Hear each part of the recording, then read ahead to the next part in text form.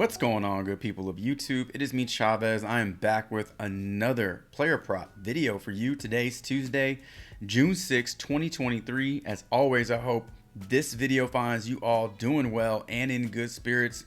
Listen, we're going to change things up a little bit in today's video. We're going to go over 3 plays that I like, but they're from different leagues: MLB, WNBA, and NBA.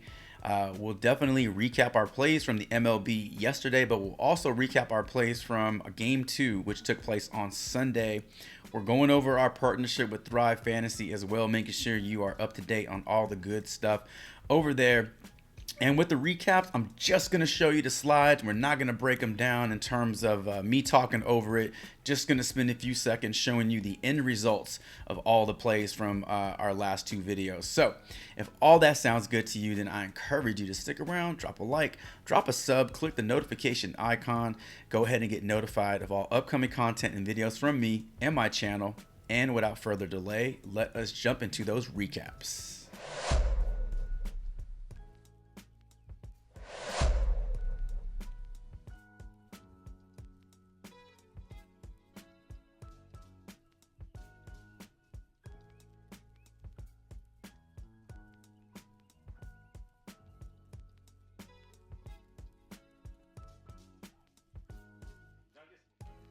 All right, here we are over on the Prizepicks dashboard. I have the 3 plays that we'll be talking about in today's video. So if you got what you want, then I wish you the best of luck. If you want to stick around and learn about why I like these props, then strap up, because here we go. Starting off with Francisco Lindor, 6.5 hitter fantasy score. I like the over on this one. Let's head on over to props.cash and break it down. All right, over on props.cash, we have Lindor's hits, runs, and RBIs pulled up. Over his last 10 games, he's gone over this line 4 times in the last 10 games. This game is being played in Atlanta, so an away game for Lindor. 60% hit rate in his last 10 away games. He's not been on top of his game. Look, you know, he's kind of slumping a little bit, but that's kind of why I like this prop. Positive regression is due. He's too good of a hitter, too good of a player to continue this like shitty performance. So he does not have a sample size versus Bryce Elder to speak of. 1 RBI, so it looks like he just hit a sac fly in his only plate appearance against Bryce Elder. Now, breaking down his splits, so Lindor is a switch hitter. He bats a little bit better from the left side of the plate, a little bit more power from the left side of the plate in terms of home runs, but quite a few more hits because he's batting more from the right side. Elder versus righties, lefties this season. Now, it's funny because on the season, Lindor not batting, you know, nearly as well as he is from the left side, you know, as he is from the right side, but Bryce Elder is giving up more production to right-handed batters, so something has to give today is what I'm trying to say.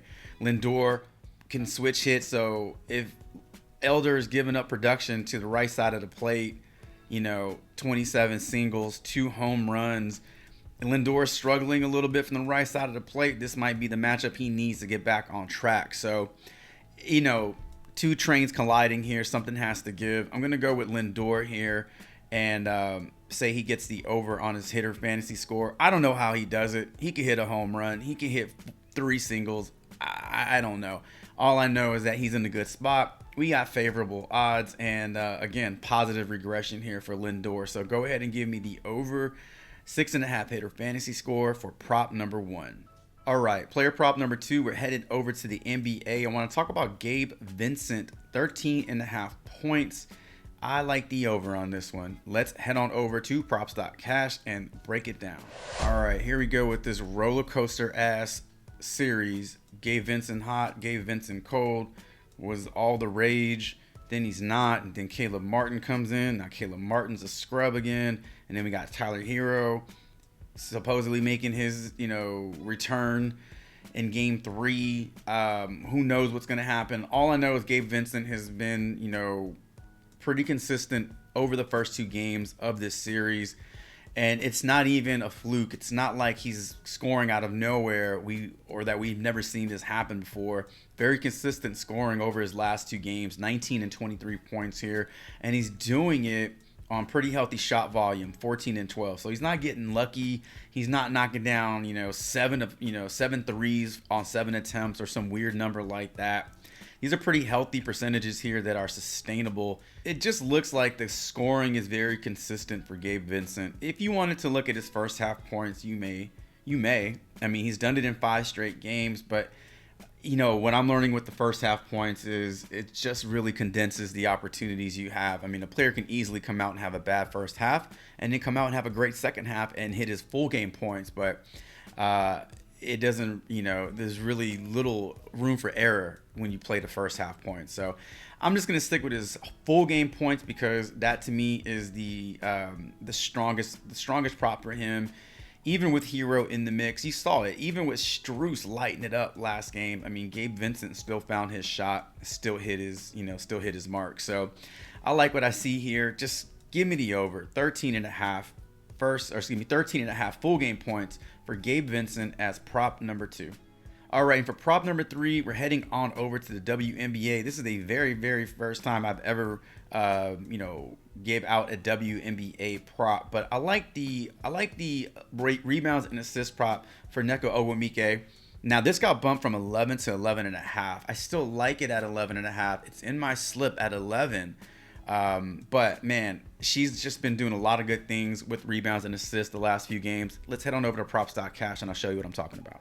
All right, so over on props.cash, let's take a look at Wnba's rebounds for the last 4 games. We can see this huge shift, 4, 5, 12, and 14. I mean, incredible production here. I mean, even if this regresses a little bit, I think we find that middle ground anywhere between 14 and like 6. I mean, that's still a good, healthy amount of rebounds there.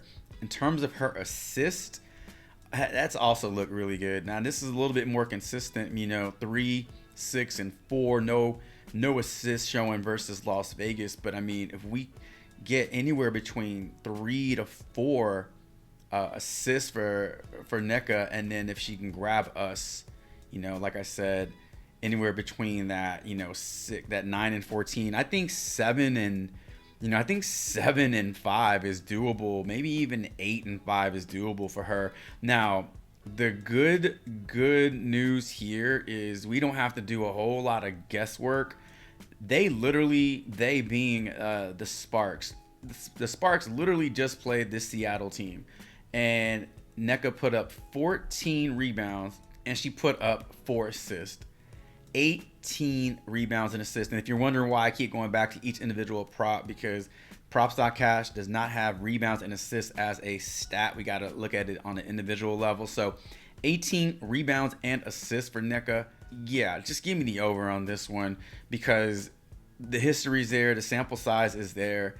It looks like she's getting, finding her rhythm, and I just want to be on the right side of this prop. So give me the over. Wnba, 11 and a half rebounds and assists. I liked it. I loved it more at 11, but you can still play it up to 11 and a half.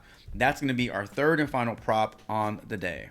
Ladies and gentlemen, let's recap these 3 plays. We got the over on Francisco Lindor, hit her fantasy score, like the over Gabe Vincent, 13 and a half points, and like the over Wnba, 11 and a half rebounds and assists. Like I said, I'm personally playing these props, so if you want to see my entire slip, join the free Discord. Link is in the description below. I'm sharing that slip with the community over in my Discord. So best of luck to you all today. Should you tell any of these plays, drop a comment below letting me know. As always, thank you so much for all your support and helping this channel get a bit bigger every single day. And until tomorrow's player prop video, Chavez is